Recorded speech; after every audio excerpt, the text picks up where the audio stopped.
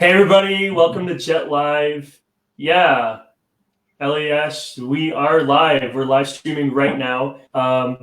Great to see everybody. So a few weeks ago, we had Eleanor and Zevi Kaufman join us on Jet Live. There they are. And they shared with me this really awesome thing that they did during the lockdown. They recreated a video with their sons, Zevi, who's here with us tonight, and Ashi, and the choreographer. He's also the choreographer. He recreated it. They recreated it as one of their projects.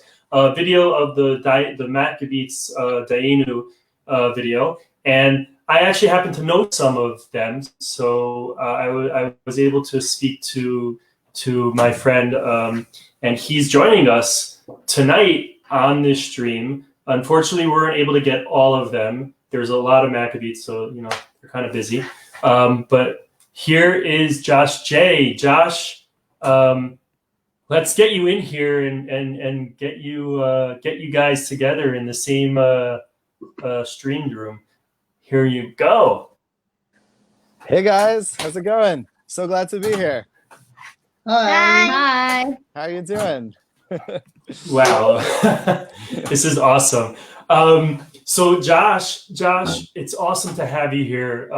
You're a Maccabee from the get-go. That's true. I was telling Zevi right before you got on that we were singing "I Want to Be a Mighty King" with Jesse Shore. That's right. Who ended up being in a different choir, the Queen's Choir, Tismore. And yeah, so I moved to Israel, and they joined these awesome choirs. But I'm still doing theater, singing too, right? So yes. Zevi, really, really cool. I was thinking about this like 2 seconds, like a few minutes before we got in on this. In a really interesting way, you guys are all connected. Because, and I can't remember anymore who it was. Oh, okay. Because Josh and I sang in high school together in Frisch, right? We sang "Seasons of Love." Is that right? We did that in front of like a school, the whole school, like 500 people. That's right. I remember you had a solo, and you had a solo. I did, and it just blew I was actually not in the choir then. I was in the audience, and I along with everyone else was just blown away at your solo. You weren't in the choir yet? No, See, I knew it. Here's the thing. You came afterwards. Zevi and I, you were almost like my inspiration, my initial inspiration to get into vocal music. That's the truth. When we were hanging out in 9th and 10th grade, you got first you got me into Jewish music, then you got me into show tunes. And in those days, I remember thinking like, wow, this guy, you Zevi, I was like, this guy has like the best voice I've ever heard. So unfortunately, it wasn't until after you had already left Frisch and made Aliyah that I then joined the choir to try to fill your large shoes. But we did a lot of singing together, you and I, in those days. Yes. I think I vaguely remember we were in the choir together at some point. Maybe we overlapped for like the last maybe at some point. I don't. Could have been. It could, but we definitely sang a lot together. That's for sure. Like our Lion King video, which was on Facebook. I don't know if you can find it still. Actually, you can if you try hard enough. If you dig far enough back, you can. It's still there. It's still there. Cool. So I'll have to look for it, and then I could share it at some point.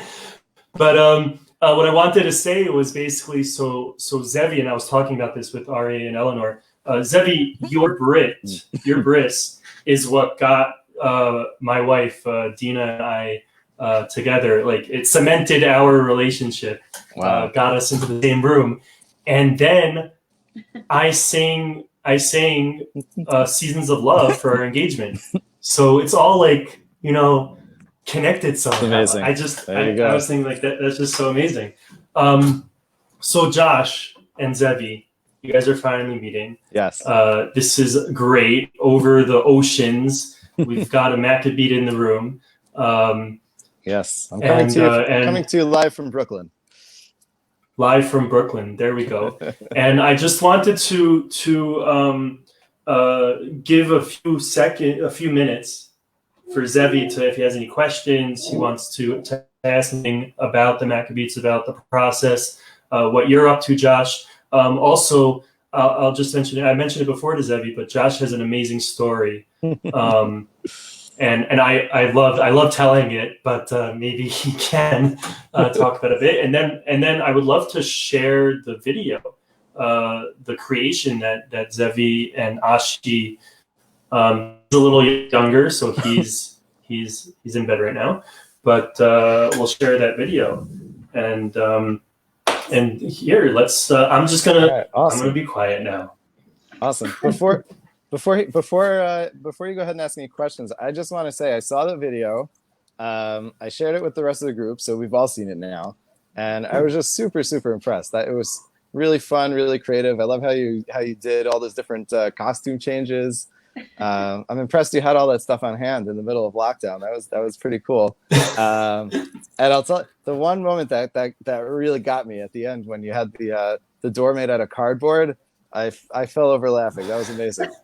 So, yeah, wherever we fell, we're like, yeah. So really well done. And when CB asked me to do this, I said I got to talk to these people because that was just amazing and a real honor that you used our video for that. So on that note, yeah. Well, it really was my brother's fault because actually what? No, you're right. You're absolutely right. It was his favorite song ever. Amazing. When I think we showed it to him on Pesach, we saw like 10 billion quadrillion times because he begged us to watch it or listen to it. Nice. Yep. Well, I have to say, your brother has good taste. So here's a funny tidbit. Guess what we call this video? Tell them what we call it. The Angry People. The Angry People video. You know why? Why? Because right when you do the heavy metal one. Oh, yeah. So my brother calls it the Angry People video. The Angry. Yeah, that's funny. Yeah, we were hoping that one scene wouldn't be too intense, but I think it's fun. No, it's funny. It's his favorite one. Okay, good. Another small connection there. So Rabbi Johnny Krug, who you know from Frisch. Yes. He moved here, and he's been involved with our theater community here in Jerusalem the past few years. Oh, cool. So that's his son. Yeah. His son, Shai Krug, one of the guys. He's one of the angry men. He's one of the angry men. Yeah. Well, there you go. You see, we're so connected already. It's amazing. Very cool. Yeah. Jews. Yeah. I was going to say, how did you decide to make your own version? Well, I don't know whose idea was it, but then we were just. I don't know whose idea was it, but as we listened to it, I made up dances, not like knowing we would make a video, and then we stomp danced in the living room. I think Zevi once called us to the living room and said, "Look what Ashi and I did," and they proceeded to put on this show for us, which ended up being the entire song. And Aryeh said, awesome. "That's amazing. We need to get that on video." Right. And so then Zevi worked on the costumes and what we would wear each time. No, you also worked on the costumes. I helped with that. I did the choreography. Yeah. You did the choreography. Wow. And then we put it together. Yep. Wow, but that's amazing. That was brainchild. That was very. My dad did the editing. It was pretty hard, right? Took a couple hours. A couple days because he needed time for other stuff. Right. Wow, I'm very impressed because when we did that, the Maccabeats had to hire an actual choreographer to come up with all the moves and teach them to us. We're not all naturally good dancers, so we spent a lot of time on that. So I'm impressed that you did it on your own. Yeah, I guess. So how long did it take? You guys do have an editor extraordinaire. Yes. So I was curious how long it took you to do the filming. The filming, trying to remember. So for that video, I think we did it all in one day. but we spent like the entire day. Like Right. we and our videographer, Uri Westrich was our videographer for that video, I believe. We all showed up like early in the morning. Our choreographer also came early in the morning. We all showed up early in the morning to set up, set up the recording equipment, set up all the props and everything, get all the costumes together. And we just, kept filming different scenes, kept changing costumes. At one point we took a pizza break in the middle of the day. But it really took all day. I mean, we were there until like the evening. So it was a 1 day deal, but we were there for the entire day. Wow. I think Daddy said that it took us an hour. Yeah. Well, Well, Just Well, the the filming. filming. All the Yeah. all the preparaments we didn't count. We don't. Right. Well, It's well, And- So this whole dining room was like filled with costumes, and then Yeah. we did it in the living room over there. right. That's very similar to how we had it. We had a room where there was just piles of costumes, and in between scenes we'd go in and out. Right. It's not the filming itself that necessarily takes so much time. It's the changing, it's the setting up, it's the for us it was deciding who's going to be in what scene. I guess you didn't have that problem, but yeah, it's all the sides, it's all the behind the scenes stuff that you don't realize, that goes into it. Yeah. So exactly. Yeah. Yeah. we also had a lot less costumes because it was only two of us, Right. the two of them. Right. Yeah. Right. Yeah, but the costumes were great. I thought it was really. I was impressed. And also, you saw when my brother said, "Don't dance, mommy, don't dance." And Yeah. we started dancing in the bed. Yeah, we were yeah, watching and we started dancing. And then he's like, "Don't dance, mommy, don't dance." You were trying to take their job. That's their job. not allowed. Leave it to the pros. Yeah. Exactly. I guess. How did you get all those kids? All the what? You usually have a lot of kids in your videos. Oh, you're asking me. Yeah. So, yeah, there's a few different ways we do it. I think for this one, we were actually we were filming in someone's house. They were kind of doing us a favor, letting us film in their house. So I think we just asked if they had any neighbors, who wanted to have their kids in it. I think a couple of the other guys knew some families or some cousins that they wanted to ask to be in it. So it wasn't too hard to find willing volunteers. You guys ready to come to Israel now for the next film? Because we got two really great performers right here. I know, right? It's What's really like cool? How did you do that? They're like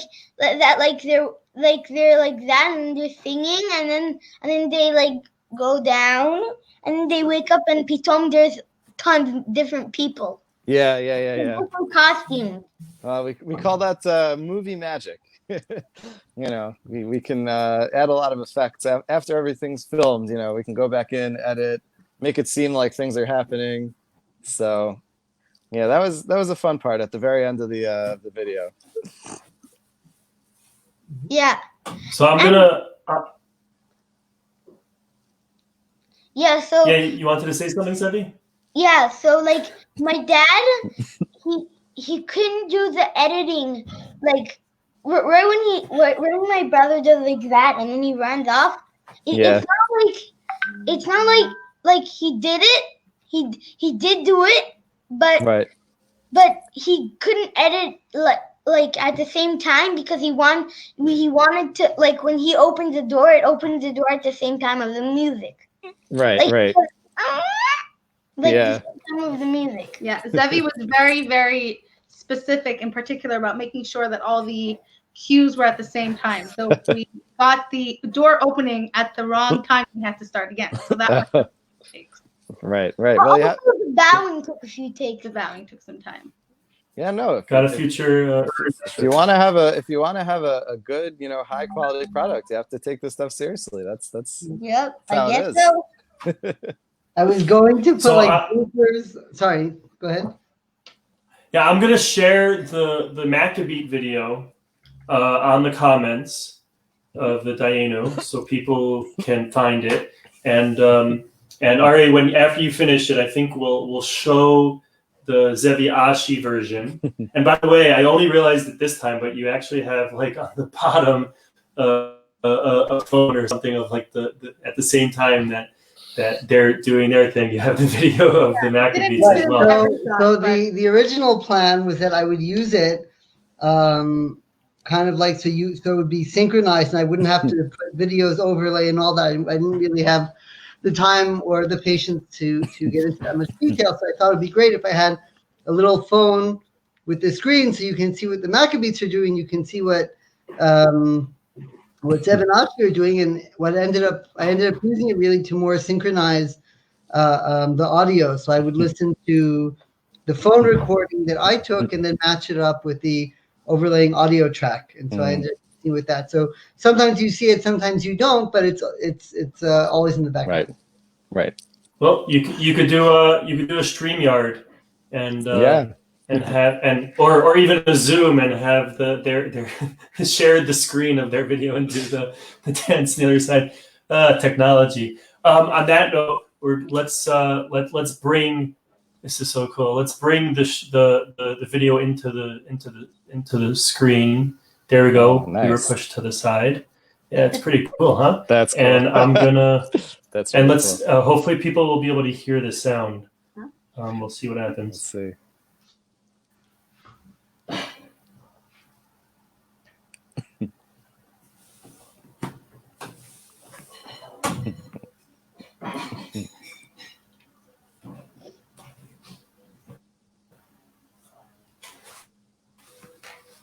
Yeah, it's not that good. Yeah, there's a lag, it looks like. Yeah.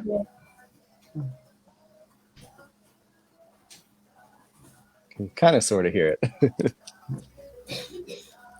So another thing that kind of happened, and we only realized this later, is that when Zev was busy changing costumes, he lost his kippah. And so then, as I'm finishing up with the halfway into the editing, I like, oh no, Zev lost his kippah. What do we do? We can't really put him on without a kippah, but then we can't really retake the entire first section. So I ended up putting a little thing that he has a kippah just fell off. So Yeah, I noticed that. it'll reappear. Yeah, I saw that. It was funny. I guess it would have been a lot of work to like Photoshop it into the whole thing. Yeah, it would be beyond my skills to do that. Yeah. No, I thought that was I saw that. I thought that was a good solution. Thank you.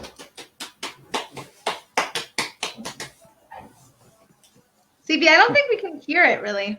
No, we can't hear it, and it's not that good. It's a little grainy. Yeah. Yeah. I think we can hear it, but I don't think anybody else can. I'm gonna.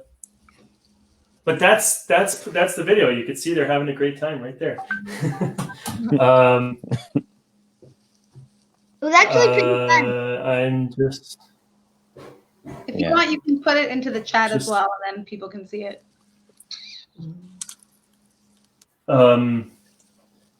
We could do this, and everybody will see the movement, but they won't hear the sound.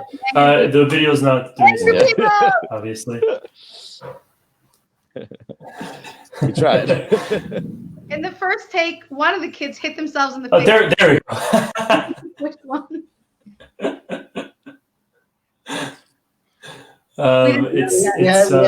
Take that. Also, we my filmed this VLC video is a not month ago now. Yeah. And every time Ashi sees a piece of clothing, that's the little one, every time he sees a piece of clothing that was used in the video, he references it. So he says, oh, that's the island bathing suit, and that's the angry people shirt, and it's really funny. He's That's got great. the whole thing mapped out. That's so cute. That's great. Yeah. He loves it. He still asks, we listen to it still every day. Really? Nice. Yeah, he asked for it a lot. I like it. Well, we're gonna need to do a new A new rendition. Well, that was the video. A new rendition with now that we have a Maccabee. He could be the guest Trans- star. Okay. Transatlantic. Well, you know, we have a sequel to that video actually. We did a similar thing with I had a little dreidel to you know, like all different styles. So that was our follow up. We'll have to look for that one. I don't think that one was quite as popular, but We'll look for it. I think if we were on Zoom, I wouldn't have been able to do that.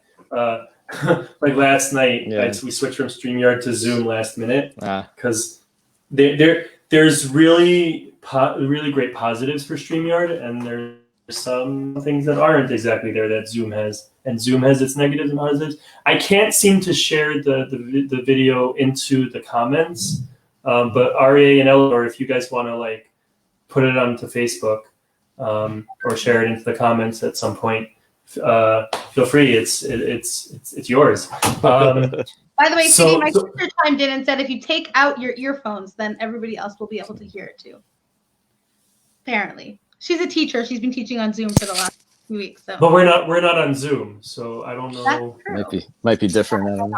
Yeah. I don't know how if it'll be the same. We could try that, but I think people saw a lot of what we were talking about.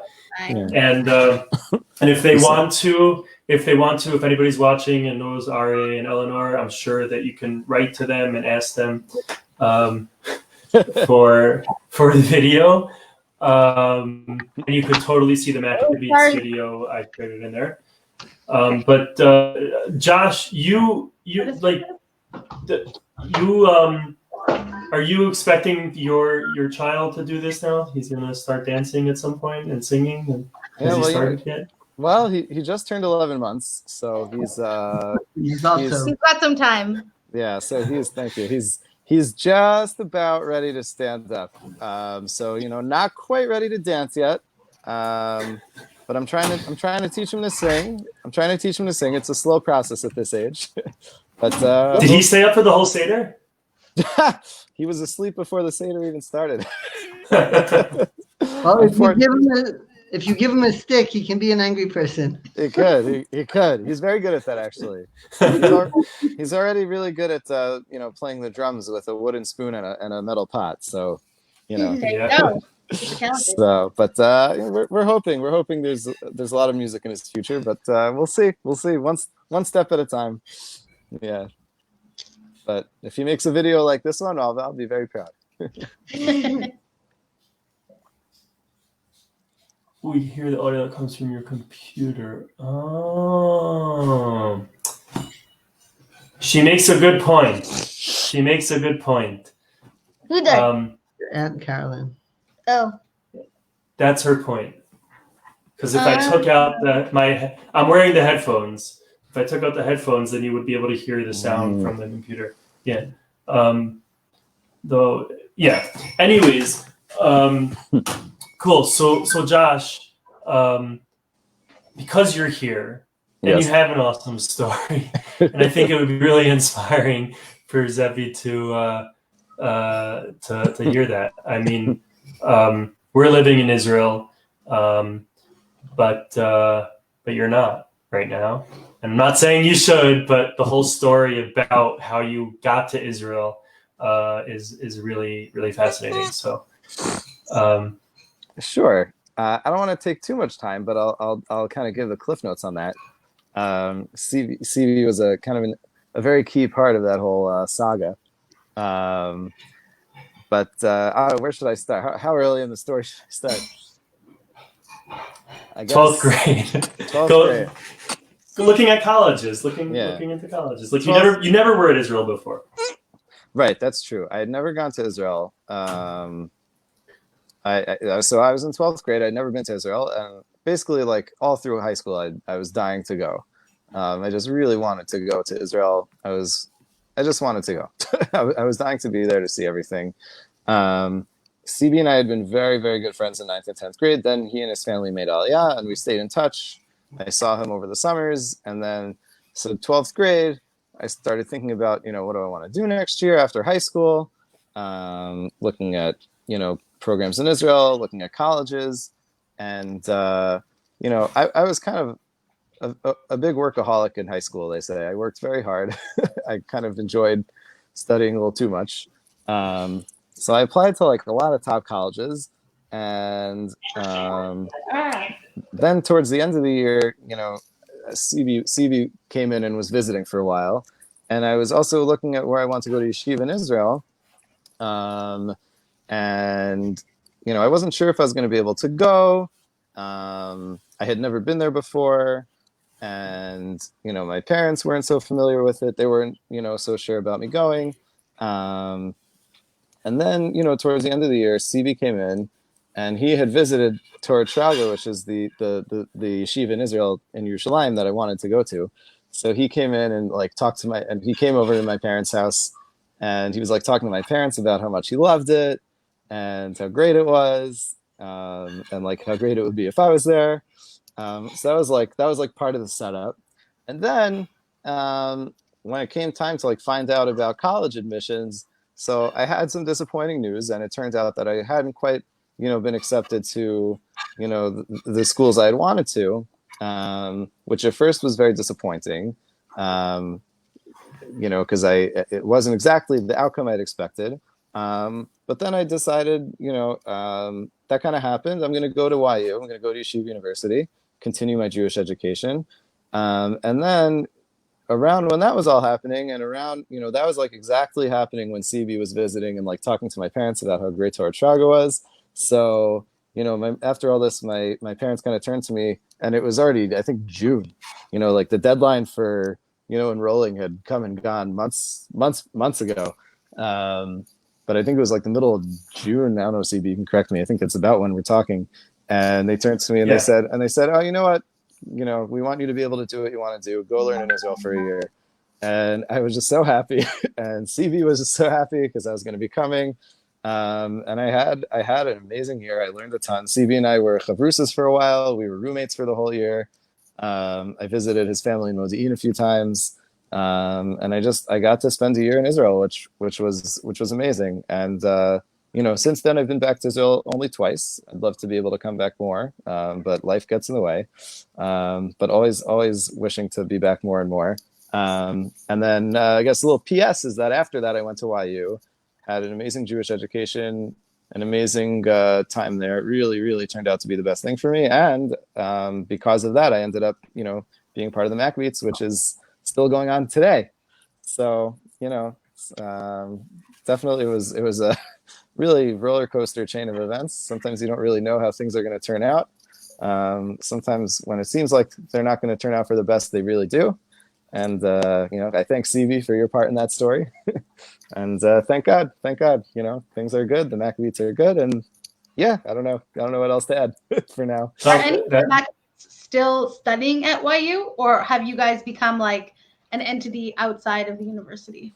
So we maintain a warm relationship and unofficial affiliation with Yeshiva University, but no, we're not officially connected to the school anymore. We started as a student a cappella group at YU all the way back in 2007, and we stayed a student group for about a year or two, and then we kind of made it. Kind of privatized it and took it with us. So I think the very last of us graduated in like 2012 or 2013. But we've taken it with us. And, in the aftermath of that, there have been other student a cappella groups that popped up at YU here and there. I think the Y Studs is a group that started that way as well. But at this point, we definitely consider ourselves, we have a lot of hakarat hatov to YU, and we still see ourselves as kind of promoting the values that we learned at YU. But no, we are an independent group, and none of us are currently students anymore, and we haven't been for a while. But you're all doctors, or going to be, right? I'm the only one actually who's a medical school graduate. I'm the only one who's a medical school graduate. As you know, I'll be starting my training in psychiatry soon. But we have all types. We have a rabbi. We have a dentist. We have a few lawyers. We have an architect.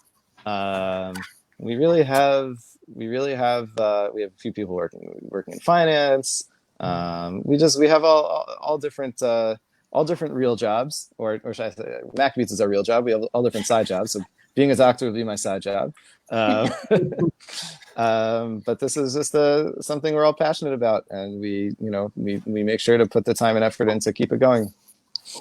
Sounds like you guys have a mini city that you can create just with all the different jobs that you all have.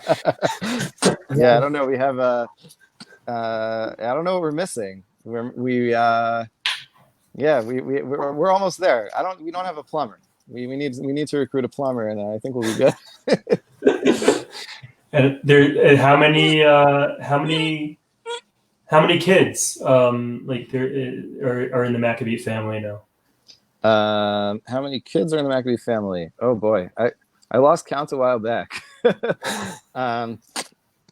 There are, let's see. There's a few of the Maccabees now are up to like their third and fourth children.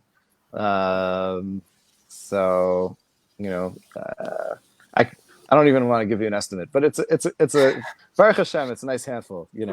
We're on the lower end with our almost 1-year-old, but thank God, it's been really nice to see the family grow.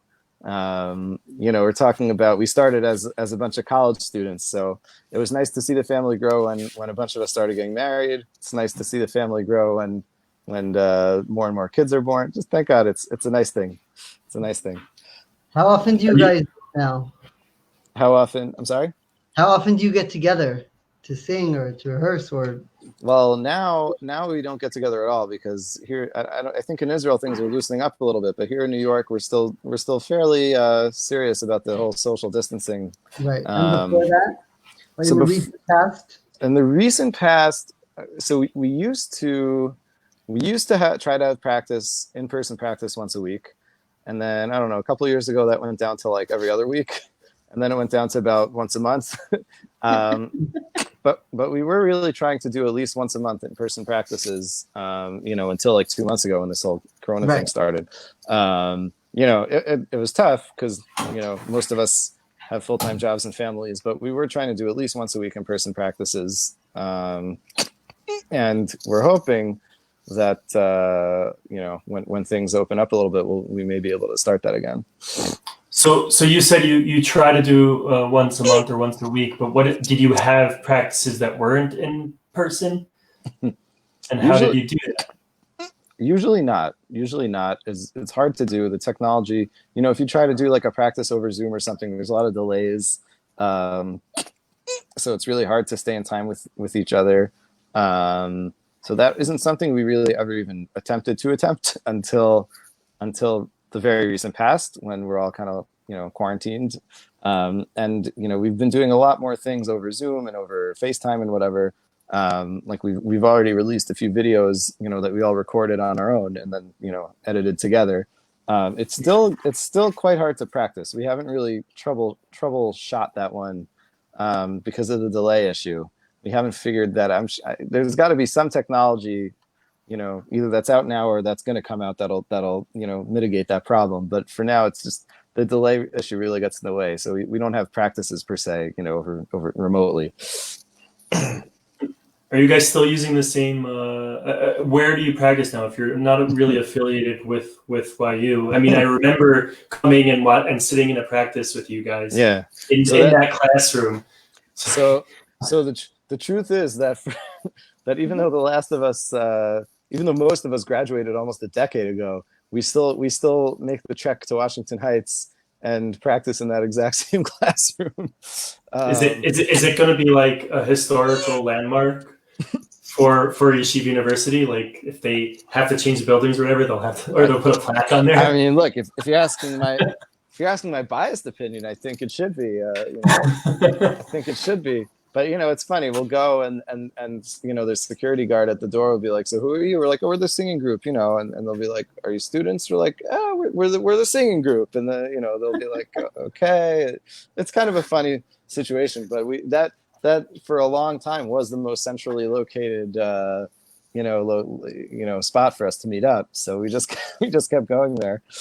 I think there should be a plaque. I'm gonna call the YU president's office later and say that CB Davies in Israel said there should be a plaque. Let's do something about that. Well, it's a new president. I'm sure that the old president would have Right, been a little right. more open to that with right. his son being in the group. Right, exactly. So Carolyn is asking which scenes you're in the Dayenu. She said because you have the beard now. We all have our. Yeah, I don't know. yeah. I don't know if I should call this the COVID beard or the Omer beard at this point. It's a little bit of both. Mine is definitely a COVID beard. It predated the Omer, and it will survive the Omer as well. I'm thinking me too. So which scenes were you in Dayenu? Let's see if I can remember. I'm in the island scene. I'm in the island scene in one of the side. I think there's 3 of us sitting in those chairs, so I'm in one of the side chairs. I don't remember which one, but I think I'm wearing like a khaki. I just watched this. Let me tell you, you're sitting next to Nachum. Yeah. Well, Nachum's in the middle. We're both. So he's in the right. He's in the right, and then you're in the left of him, and then there's 2 other guys. Right. Okay. So there's that one. Then there's the the yodeling section. So I think I'm in there wearing like one of those like the lederhosen type outfits. Yeah. So I think I'm there, and trying to think. I think there's one more scene I'm in the very, very last scene where we're all there. I think I'm wearing like the big like Egyptian like pharaoh costume. I think that's me. Yeah. And I'm trying to think. I think I might be in one more scene. I can't remember offhand though. Now we'll go back. Yeah. And what's which I mean, I think I got this right when I was talking to Zevi before, but what's your which part are you in the Maccabees?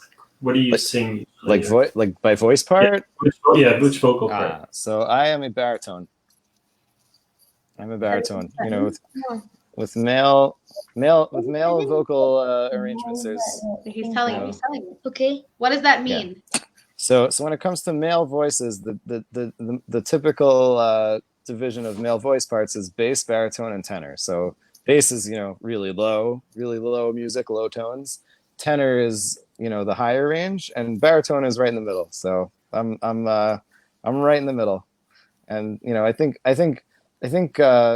most men, just your average guy in the street is a baritone. So I'm nice and average. You have had some solos, even. Yeah. The Israel, which Israeli song was it? I had a couple. I had Shema Yisrael. Which was originally sung by I forgot. Zevi, do you know who it would have originally sung by? I know that Eleanor knows. Which version? Which Maestro? Shema Yisrael. That one. Yes, that one. Sorry, Chadad. Yeah. That's right. Exactly. Right. Yeah. So that's right. So I have a solo on that on our second album. And on our third album, I have a solo in another Israeli song. It's called Melech Machei HaMelechim, that was by Eyal Golan? I think it might be Eyal Golan. I don't know that one. We'll have to look it up. I used to know all this stuff by heart. Now my memory is slipping. Yeah, we did that last night with Next to Normal. We're like trying to remember the songs that we did. That we sang, and we're like, what was that? What did we sing? Where? Memory. So this was really, really cool. I'm so excited that you were able to join us. I'm so excited that you and Zevi met. I'm so happy that you guys did that during the lockdown. I mean, we talked about it a few times in Jet Live. Like some people, they're not really ready to go and create and do something and whatnot, and that's okay. But when you go and you create, it's so wonderful. It's fine to not do something, but if you do something, it's amazing. And this came out of it. This awesome meeting exactly. of worlds. So wow. I have to say. Yes. So it was really fun to do, but if there wasn't this huge lockdown thing, we wouldn't have time to do it. Right. Cause I have school, my brother has my own, Daddy has work. Yeah. Right? So it's like a silver lining. You found Yeah. a way to make a good thing out of a tough situation. So that's Yeah. always great. Get a That's little really always fun. great. Fun. That's excellent. Perfect. And Jet Live would never have started, probably. Right. Silver lining to that too. So, so thank you everyone for joining us on Jet Live again. We've got Aviola Trapido joining us tomorrow. We've got Miriam Metzinger joining us on Wednesday, and next week we've got a Tony Award producer, Sunday evening, Yael Silver, who was part of the community here, and Brian Friedland, an awesome guy, is joining us on Tuesday next week. And you should all have an awesome evening. And thanks for joining us on Jet Live. This was so amazing. I really, before, like, Zevi, thank you for saying what you said, because I was like, I have no more words. Exactly. Good summation. Yeah.